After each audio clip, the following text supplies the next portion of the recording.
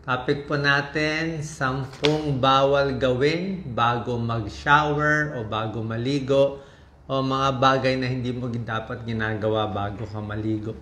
Pero bago natin pag-usapan yan, I think pag-usapan muna natin yung mga maling akala.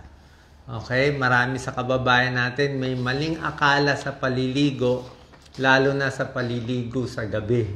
Diba? Okay ba maligo sa umaga, maligo sa gabi? Alam ko sa atin marami tayong paniniwala na masama daw maligo sa gabi dahil nakaka-arthritis daw, baka daw magkaroon ng wet lungs, mababasa yung baga, baka daw magkasipon, magkapulmonya. Okay? Base po sa pag-aaral namin, wala pong connection yung paliligo sa gabi. Tsaka maraming bansa, sa Japan, sa ibang bansa, lagi naman naliligo sa gabi. Lagi ako sa gabi naliligo. Maraming benefits kasi yung paliligo sa gabi. Pag sa gabi, syempre masarap ang tulog mo, mas malinis ka, pati unan mo, kama mo mas malinis, mas hindi ka magkaka-infection at mga pimples. Yung sinasabi nila, pag naligo daw sa gabi, magkaka-arthritis, iba po yun. Pag sinabing rheumatoid arthritis, autoimmune disease to, kadalasan sa babae, at namamaga yung joints. Wala namang connection yung paliligo sa gabi o sa umaga. Dinidikit lang nila yung arthritis sa ligo sa tingin ko dahil naliligo siguro sila ng malamig. Baka ang tubig nila sobrang lamig, giniginaw sila, sumasakit yung joints nila. Kaya sinasabi nila, baka nagkaka-arthritis. Pero wala pong connection. Isa pang maling paniniwala, ang paliligo daw sa gabi nagkakaroon ng wet lungs. Ano tong wet lungs? Pulmonya. Ang pulmonya po, virus to o bacteria to, bacterial infection, kaya nagkakapulmonya. May ubo, may plema, nahirapan huminga, may lagnat. So, walang connection din sa paliligo sa gabi. Baka yung connection dito, sinasabi nila, baka nalamigan ka. Diba? Palagay natin, umulan, nabasa ka ng ulan, malamig, pag uwi, inubo, natrangkaso. Baka doon nila kinoconnect. Actually, pag nabasa tayo ng ulan, lalo na nalamigan, pwedeng humina ang immune system pag nalamigan tayo. Kasi gusto ng katawan natin, maganda yung temperature. 37 degrees tayo. So pag nalamigan ka, bumaba yung temperature, minsan humihina ang immune system. So pag nalamigan, pag humina immune system, pwedeng magkasipon, pwedeng magkatrangkaso dahil humina ang immune system mo. Hindi dahil sa paliligo sa gabi. Kaya sabi ko nga, pag nabasa ka sa ulan, ituloy mo na sa ligo, pwede mo ituloy sa ligo, pero maligamgam na tubig o mainit-init na tubig mas gusto natin. So, kung takot kayo sa mga arthritis, wet lungs, sipon, maligo ng maligamgam na tubig. Tsaka pwede rin naman sa gabi, maraming benefits sa gabi. Okay? Walang katotohanan yan. Iba sinasabi, bawal maligo pag may regla. Actually, wala rin connection Siguro yung lumang-lumang panahon, baka siguro sa dagat sila naliligo, may regla, baka may pumasok na infeksyon. Pero ngayon, malinis na ang tubig natin. Kaya kahit may regla, pwede naman maligo basta malinis yung tubig. Ngayon po, ang topic natin, ano tong mga 10 bawal gawin bago mag-shower o bago maligo. Okay? Ito, baka ginagawa nyo to. Number 1, bawal kumain ng marami. Yung bagong kain mo pa lang, kumain ka ng sambandihadong kanin, busog na busog ka, tapos maliligo ka. Diba? Magugulo yung katawan natin. Kasi focus yung katawan natin sa digestion Tinutunaw pa niya yung kinain mo marami, sasabayan mo ng ligo, baka hindi maganda digestion mo. Baka hindi ka matunawan. Okay? Baka mahirapan yung katawan mo, busog na busog. So, hindi alam ng katawan mo, maliligo ba siya o tutunawin yung pagkain. Kung kumain ka ng medyo spicy foods, diba? Very spicy, pinapawisan ka, tapos maliligo ka, baka hindi rin maganda. Number 2, dapat iwasan bago maligo or mag-shower, pag-inom ng alak. Alak, lasing, di ba yung iba ganyan? Kung kailan lasing, tsaka maliligo. Ang problema dito, syempre lasing ka, pwede ka maaksidente. Pwede ka matumba sa banyo. Ang alcohol nakaka-dehydrate. Alam niyo naman, pag uminom ka ng alak, ihi ka ng ihi, dehydrated ka. Tapos maliligo ka ng mainit, o madi-dehydrate ka na naman. Kulong ka pa sa banyo, walang hangin, madi-dehydrate ka. So pwede ka ma-dehydrate. Kaya nga dapat pag inom ng alak, bawat beer na inumin mo o red wine, dapat isang basong tubig ang kasabay para hindi ma-dehydrate. So, iwas ang alak bago maligo. Number 3, sobrang exercise. Yung pagod na pagod, pawis na pawis. Alam ko yung mga atleta, kaya yan eh. Yung mga athlete, after exercise, ligo. Pwede yon, bata pa sila. Okay? Yung iba, yung mga atleta, naliligo ng malamig. Maganda yan, para daw pumayat, diba? Pampagising, malamig. Pag bata ka pa, siguro po pwede. Pero sa mga senior citizens, sa mga may edad, kahit edad 45-50, hindi ko na pinapayo yung malamig na tubig. Dapat siguro maligamgam na tubig. Medyo malapit sa temperature natin, mas hindi hirap ang katawan. Tapos pag sobrang pagod sa exercise, pawis na pawis, pagod na pagod, sa akin pahinga muna kayo. Wala namang masama eh, di ba? After exercise, kailangan may cool down. Kaya nga may warm up bago mag-exercise. Tapos ng exercise, cool down muna. Mga 15-30 minutes, pahinga muna, relax muna, pababain muna yung heart rate, 'di ba? Yung pawis, relax muna bago ka mag-shower. Number 4, bawal na bawal gawin bago maligo, bawal magdala ng electronic equipment. Okay, meron ako mga kakilala, nangyari yan. Bawal magdala ng mga gadgets. Dati may mga radyo pa, naka-plug sa kuryente, pwedeng makuryente.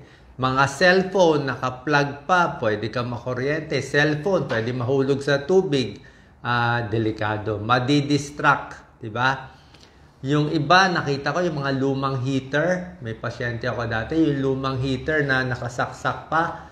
Nahulog yung I think yung shower o nahulog, nakuryente siya. Pag kuryente niya, bumagsak siya sa Kaya yung mga ibang mga lumang heater na desaksak, medyo delikado. Kasi nga, electrical equipment, pati tubig, baka makuryente, biglang madisgrasya tayo.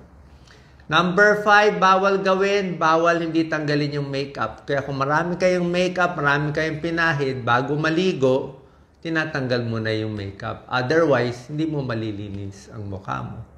Number 6, tulad ng makeup, yung mga maraming lotion, maraming oil, tinatanggal din muna. Okay, mga bagong massage, maraming oil, hindi rin pwede agad-agad. Usually, pag bagong massage, hintay mo na mga 4 hours. Mga ganun eh. Ilang oras muna bago maligo. Number 7, huwag din magmamadali bago maligo. Yan ang problema. Marami pagising sa umaga, gusto maligo, rush, nagmamadali. Merong mga nai-stroke dyan. Okay? Marami ako nakikilala nai-stroke. Bakit? Sa umaga, very stress ka, marami kang iniisip. Tapos maliligo ka, usually tumataas ang blood pressure. Tapos pagpunta mo sa banyo, kulob na kulob yung banyo, mainit. Tapos magbubuhos ka pa ng tubig, tumataas. Tingnan mo pag pagod na pagod, nag-rush, i-check mo blood pressure mo, tapos maligo. Usually high blood sila. Naka-high blood sila. Meron na i-stroke sa banyo kasi nga kulang sa oxygen, walang hangin. Mainit ang shower, di ba? Napagod pa. Mga bata, hindi nyo ito nararamdaman. Pero pagdating nyo ng edad 50, 60, lampas, makikita nyo, pagkaligo nyo parang hingal.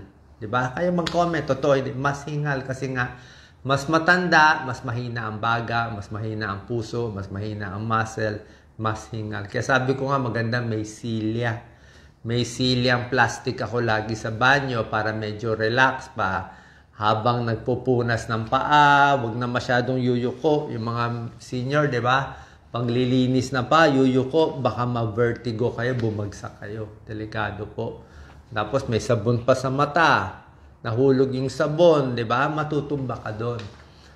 Number 9, dapat pinakamaingat sa mga accidents. Okay? Number 9, iwas sa accident sa banyo. Tulad na sinabi ko, pwede may silya.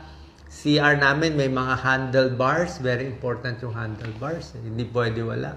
Pag ganun, wala ka mahawakan. Tapos yung tapakan talaga ilang beses, kahit ako muntik-muntikan eh. Minsan hindi pantay yung sahig, di ba? Yung tiles. So pag basang-basa, pwede ka matapilok.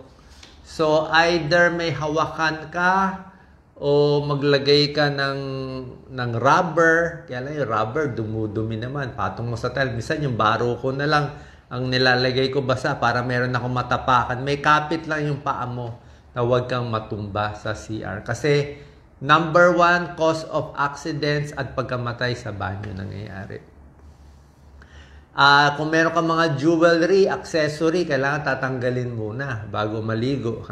Kasi baka maghalo sa chemical. Number 10, ingat din, baka meron kang iniinom na gamot.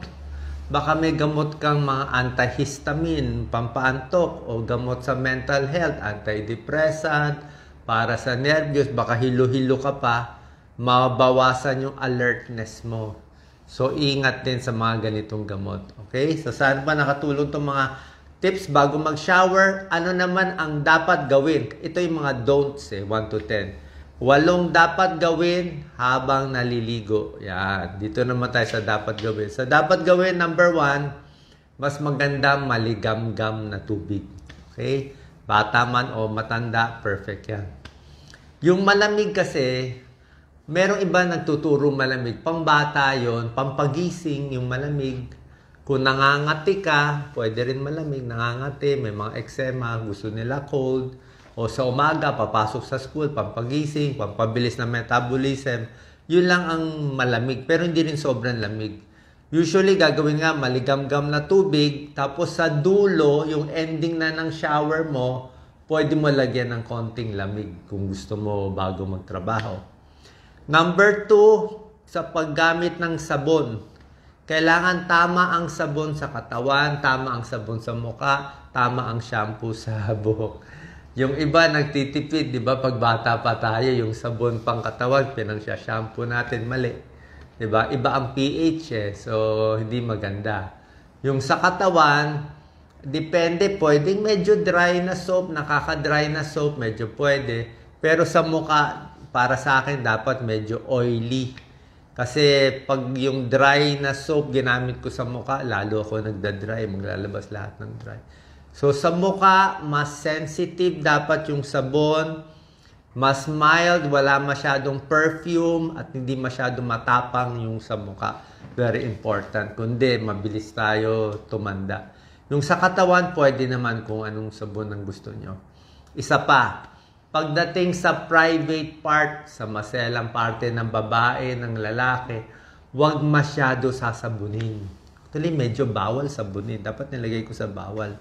Sa mga babae, hindi rin pwede yung matapang na sabon, sinasabon. Usually, water lang tubig lang o kung gusto mo, very mild lang yung soap. Malabnaw na malabnaw, lalo na sa babae at sa lalaki, hindi dapat sinasabon yung pinaka-sensitive. Pero sa singit, pwede magsabon. Walang problema. Okay? Pwede sabunin yung mga mababahong parte ng katawan. Ano yung pinakamababahong parte ng katawan? Meron tayong sweat glands, di ba? Ang sweat glands natin, 2 klase. May sweat glands tayo na hindi maamoy, hindi mabaho. Yung dito, sa kamay. Walang smell yan, pawisan ka. Okay? Sa harap, sa likod, medyo walang amoy yung sweat glands.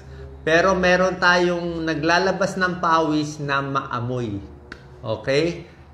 Special parts ng katawan. Ano to? Kilikili. Okay? Singit.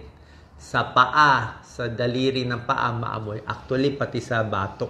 Sa scalp, maamoy din yan. So, yan yung mga maamoy na parts. So, yan yung mga maamoy na parts na may sweat glands. Yun ang pwede mong sabunin. At pagkasabon nitong kilikili, singit, pati sa paa, dapat tinutuyong tuyong-tuyo. Yan ang secret. Minsan magtataka kayo, ay nagpunas naman ako maigi, ba't nangangamoy pa rin? Ba't may body odor, maamoy pa rin? Kasi hindi mo tinuyo ang parts. Dapat tuyong-tuyo para hindi tubuan ng mga bakterya, hindi mangamoy agad. Isa pa, dapat kasama sa bawal. Kung meron kang makakapal na kalyo sa siko, sa tuhod, kung anong parts ay na kinakalyo, bawal kuskusin masyado. Yan ang turo ni Dr. Katigo, dermatologist. Yan ang kamalian natin. Maraming kababayan natin ganito ginagawa. Pag play natin, nangingitim dito kasi lagi tayo nakapatong yan. Pag nangingitim dito, ang gagawin ng iba, lalong kukuskusin para pumuti, di ba? Mali po. Lalo mo siyang kukuskusin, lalo siyang mai-irritate, lalo siyang kakapal, lalo siyang mangingitim. So, dapat hindi lang ginagalaw. Normal lang na sabon, tapos wag mo nga masyado patungan, lagyan mo lang ng lotion. Unti-unti lang dapat mawawala yung pangingitim. So, hindi dapat kinukuskus. So, sabi nga ni Dr. Katigo, bawal ang 4 na K, bawal kamutin, kalkalin, kutkutin, at ano pang mga K, bawal. Okay? Number 5, dapat yung CR natin may hangin, may konting oxygen. Lalo na kung may sakit sa baga, merong sakit sa puso, kailangan may konting hangin. Huwag masyado mainit. Okay? Sa ibang senior nga, sabi ko, kung kayo-kayo lang sa bahay, huwag na ilak.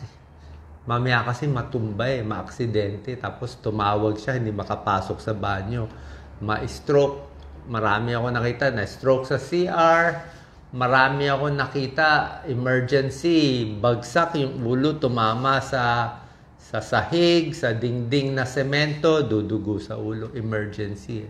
So kung nakalak, mahirap sisirain mo pa yung pintuan. So dapat well ventilated, huwag madapa, tapos gusto ko nga may plastic na silya para stable.